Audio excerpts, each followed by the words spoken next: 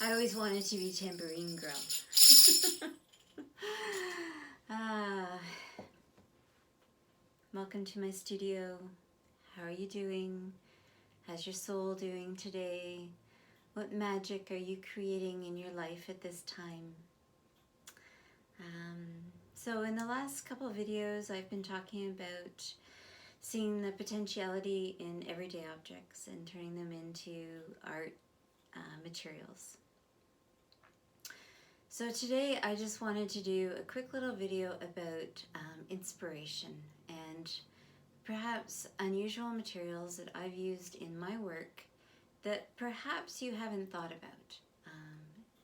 So I'm going to start off with this one in the front here. So this is kind of an interesting material. This is actually made out of sausage casings, gut intestine.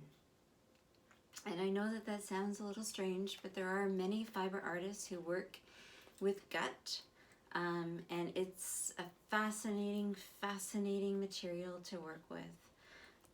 It comes in, of course, long strips to make sausages with, but you can clean it and then cut it into squares, and then I layered this over an inflatable ball, and I inserted some stitching in between the layers, and then I released the ball, and it's a fascinating piece.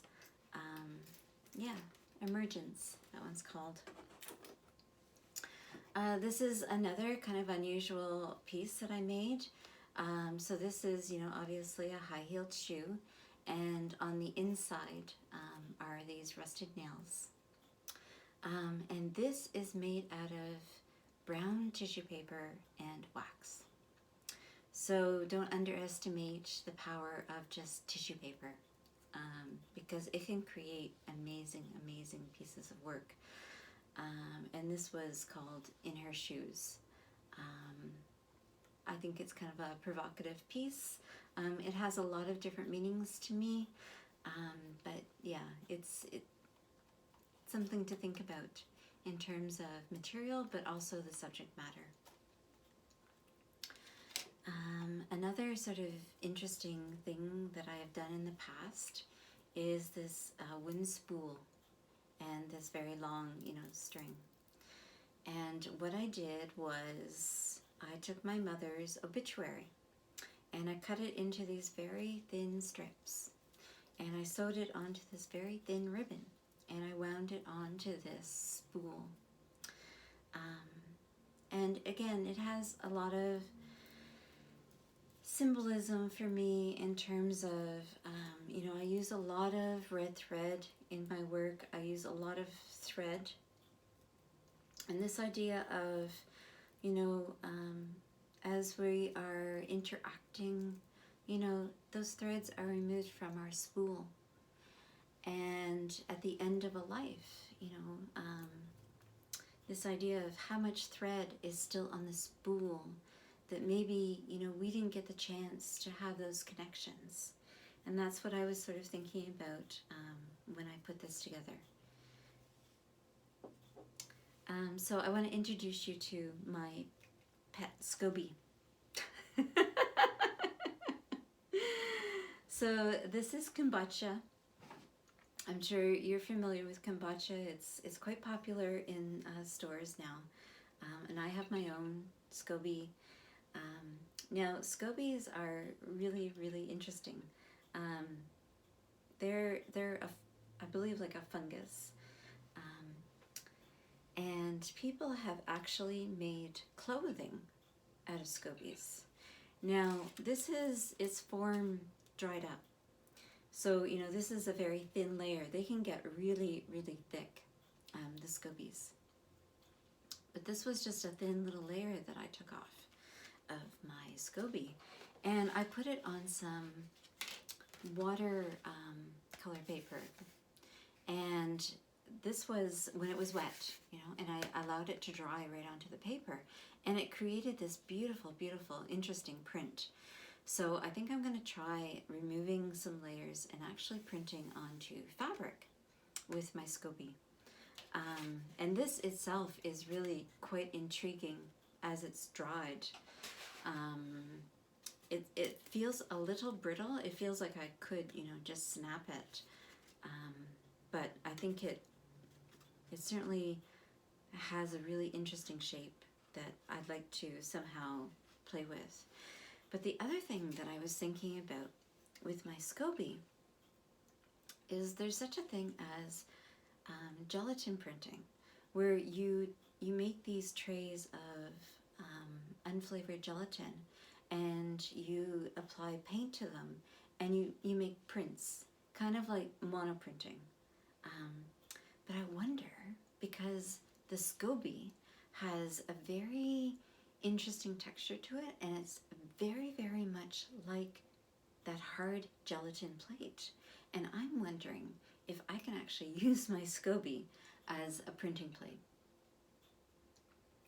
You know, Picasso, he talked about like his whole career, taking his whole career to a point where he began to play as a child again. And I think this is what I want to remind people is, you know, can you bring curiosity to everyday life, really? We take so many things for granted. You know, these little materials that, like brown tissue paper in a package, that we take for granted as terms of their limitation as to what they are, because we've put that label on it. But they can be so, so much more if we just see the potential in these things, like a child. You know, have that what if, you know, always question. And yeah, and one more piece I just want to talk about is the piece in behind me, and it's called Fate, and I think I'll bring it closer to you. So this is made of quail eggs. So I had, you know, I blew out all the eggs, and the background here, this is more what I want to talk about, is the background is really, really interesting. It's actually sunflower seeds. So, you know, how many hours? I don't know. Sometimes I just get it in my head, and I just lose myself in the work of just inserting all these sunflowers into the background of this piece. And then I poured wax into them. And this is also wax. And just one of the eggs has this little red string coming out of it. And of course, I've talked about why I use red thread all the time in my work. And that means, to me, connection. There is the red thread of fate, the belief that you are tied to your soulmate. No matter where they are in the world, that string will not, it will kink, but it will never, never break. And I've kind of extended that idea in terms of like all connections are a red thread connection. But this one is maybe a little bit more about the soulmate, and how that one egg, you know, that one egg is maybe that egg that holds that soulmate. Something interesting to think about. And hopefully I have inspired you in terms of what you have considered as an art material. And maybe expand, you know, like just when you're in your kitchen and you're looking at things, think, you know, can you bring curiosity to it? You know, can you ask more questions? There's always, always more questions to ask. And thinking broader terms, you know, not just, oh, you know, like, you know, a Scoby is only one thing. Yes, it's a wonderful drink, but can it also be an art supply? Something to think about. There is a beautiful, beautiful saying in Kundalini Yoga.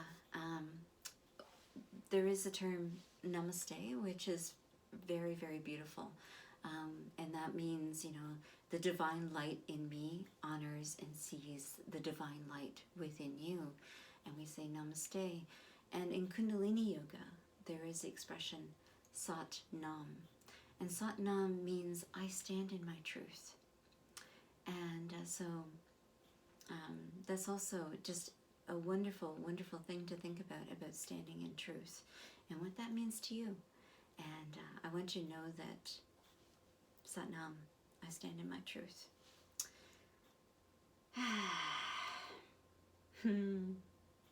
My beautiful soul sister, we talked about this rubbing of the hands. And she asked me, does it have a name? And I said, no, but let's make one up. And so she came up with the idea of, healing hands, and which I love. And I kind of said, let's ignite our healing hands. So that's the rubbing together of our hands, is igniting our healing hands. And then let's bring that to our own chest. May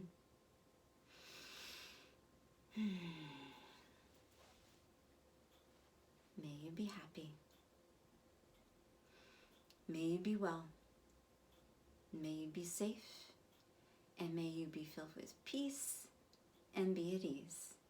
Until the next time.